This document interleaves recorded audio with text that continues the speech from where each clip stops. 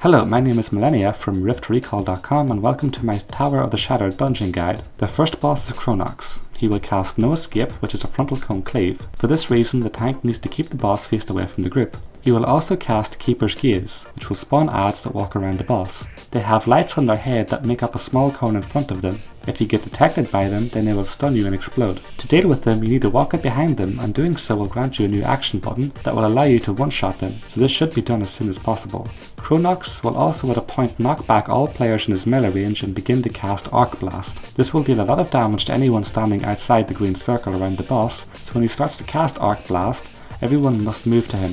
Finally, he will channel Keeper's Wrath, which will do a ton of damage to anyone that is not out of his line of sight. So once you see the warning for this ability, you need to run behind one of the pillars at the side of the room. After the channel is complete, one corner of the room will be covered in electricity, rendering it inaccessible.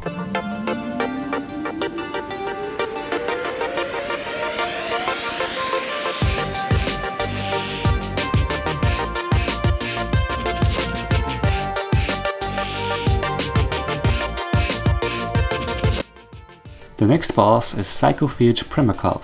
For the most part, he will cast Caustic Concoction, which will spawn a large purple void sun, so just don't stand in it. His trademark ability is when he will go immune and spawn a group of lethal hallucination ads. Your group should stack up and just AoE these down, and then the boss will return. Occasionally, he will cast Chemical Spray at a random player. It is easily visible by the big red circle, so you need to move or else you will take damage. Finally, he will spawn an ad from one of his chambers. When this happens, you just need to swap and kill it.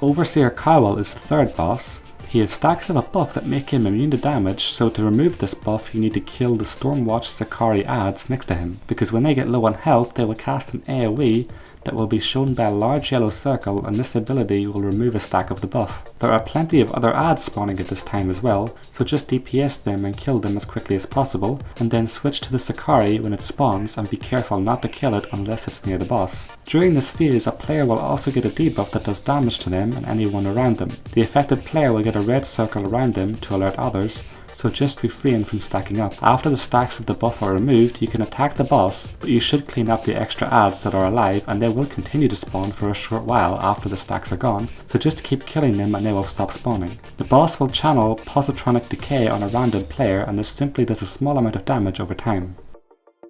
At low health, he will transform into a robot. While in this form, he will gain a new ability called Crushing Stomp. This is a long cast and does damage to anyone within his melee range, so melee and the tank should move out to avoid the damage. On the left side of the room, as you face the boss, there is a turret. This will be active once you remove the stacks of Kylewall's defensive buff. This turret doesn't do a whole lot, it will just shoot at random people, and you can see this easily by the orange circle on the ground, so just move to avoid the damage.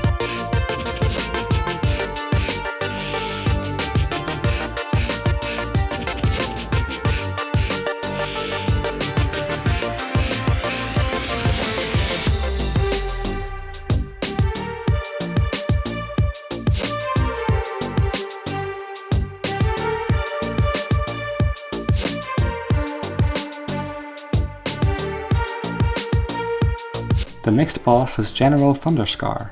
We had our tank stay down in the arena with the boss, while we stacked up here at the railing for reasons I will go into later. He will often cast Electric Bolt on the tank, which deals damage. It can't be avoided, so just heal through it. He will also cast Wild Lightning at a random target. It will deal damage and bounce to other nearby players and damage them too. Suppressing Winds is a 3-second cast that is aimed at a random player and it will simply slow them, but it can be dispelled. The Fury of the Thunder ability is why we are stacked at the railing.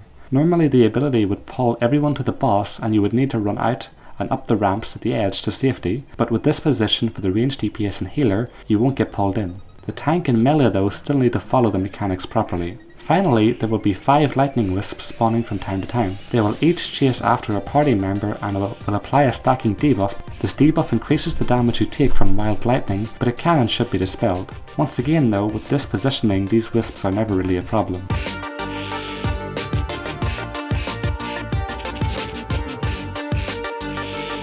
The last boss is Commissar Typheria. One of the first abilities she will use is Surge. This sends out 4 balls of lightning from her. They will always move out from her at the same angle, so if you find a place between them, then you will not have to move again unless other abilities force you to. She will also cast Storm of Torrent. You will notice this immediately by her cast and the pulsing red circle around her. All players in melee, including the tank, need to run out or else you will get one shot. Agony Torrent is one of her most dangerous abilities. She will cast it and a red circle will appear under a random player. A yellow orb of lightning will move outwards from the boss to the red circle, dealing massive amounts of damage to anyone it hits along the way and at impact point. Storm Blast is something for the tank to deal with. It is a long cast time ability that will deal damage in front of the boss. It is easily visible by the large yellow rectangle. The tank needs to move out from it and they will be fine. The last thing of note is that when she gets to full energy she will transform into a dragon. In this video she may have been bugged as she did not gain energy at all or transform into a dragon, but I will cover it briefly as it is important. In dragon form her damage is greatly increased, so the tank will need to kite her around the room because if they get hit then they are likely to die. Her only ability in dragon form is Pain Lash. This is a channeled ability that does AoE damage to the group. This just needs to be healed through until the boss is dead. That concludes the Tower of the Shattered Dungeon guide. I will be leaving a written version of this guide in the description for reference. If you want more guides for dungeons, classes, professions and more, then you can visit us at riftrecall.com. Thanks for watching and subscribe for future videos.